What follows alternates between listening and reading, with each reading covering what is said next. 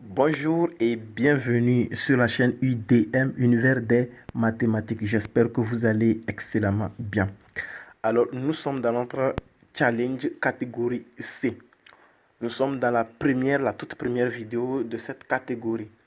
Et cette vidéo ici, dans cette catégorie, il consiste à choisir la bonne réponse, différemment des deux autres catégories précédentes.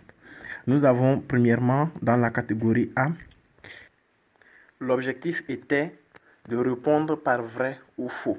Et nous avions eu 4 vidéos. Et deuxième catégorie, l'objectif était de compléter, n'est-ce pas, des énoncés pour avoir des énoncés corrects. Et dans notre catégorie C ici, il consiste à choisir la bonne réponse. Toutes ces vidéos précédentes se trouvent dans notre playlist des catégories ou des challenges. Vous pouvez y jeter un coup d'œil ou alors regarder dans la description pour fouiller, voir, n'est-ce pas, l'ensemble de ces vidéos qui ont été déjà publiées concernant ces catégories et ces vidéos, n'est-ce pas. Donc ici, nous sommes dans cet exercice. Nous allons tout de suite commencer la résolution. Mais avant, n'est-ce pas, de répondre ou avant de donner la résolution à cette question, je vous invite à donner votre réponse dans les commentaires. Si c'est A, si c'est B, ou si c'est C, ou si c'est D qui est la bonne réponse, choisissez la bonne réponse et mentionnez-la dans les commentaires.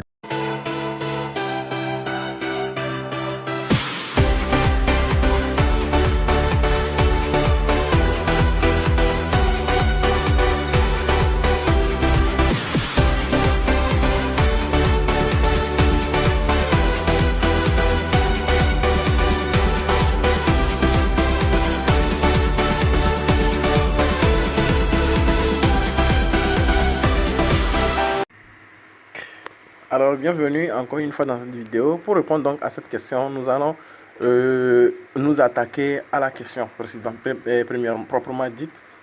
D'abord, il est question de choisir la bonne réponse.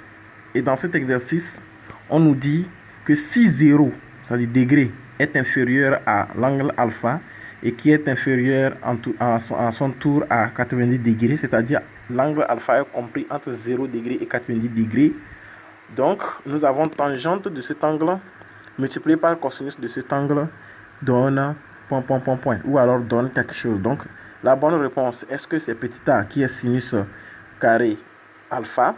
Si c'est petit b qui est 1, si c'est petit c qui est 0, ou si c'est petit d qui est sinus de l'angle alpha. Alors, donc, nous savons que lorsque alpha, un angle, est compris entre 0 degré et 90 degrés, tangente de cet angle alpha est égale à sinus de cet angle alpha divisé par cosinus de cet angle alpha. C'est une formule que vous devez connaître, vous devez respecter, vous devez, n'est-ce pas, vous rappeler de cette formule en fait. Et lorsque tangente alpha est égale à sinus alpha sur cosinus alpha, il est question de savoir ce que donne tangente alpha fois cosinus alpha. Donc, en remplaçant tangente alpha par cette formule, qui est sinus alpha sur cosinus alpha, nous obtiendrons sinus de l'angle alpha sur cosinus de l'angle alpha multiplié par cosinus de l'angle alpha qui était dans la formule.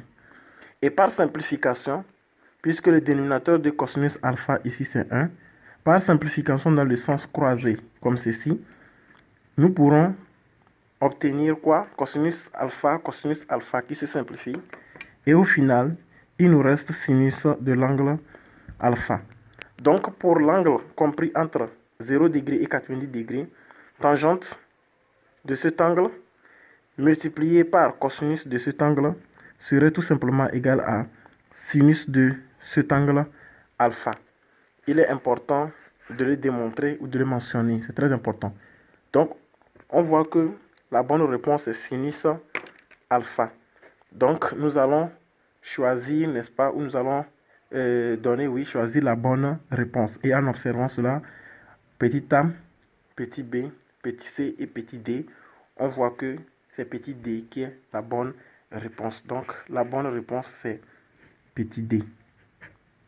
Merci d'avoir suivi cette vidéo jusqu'à la fin. On se retrouve dans notre deuxième vidéo de la catégorie C.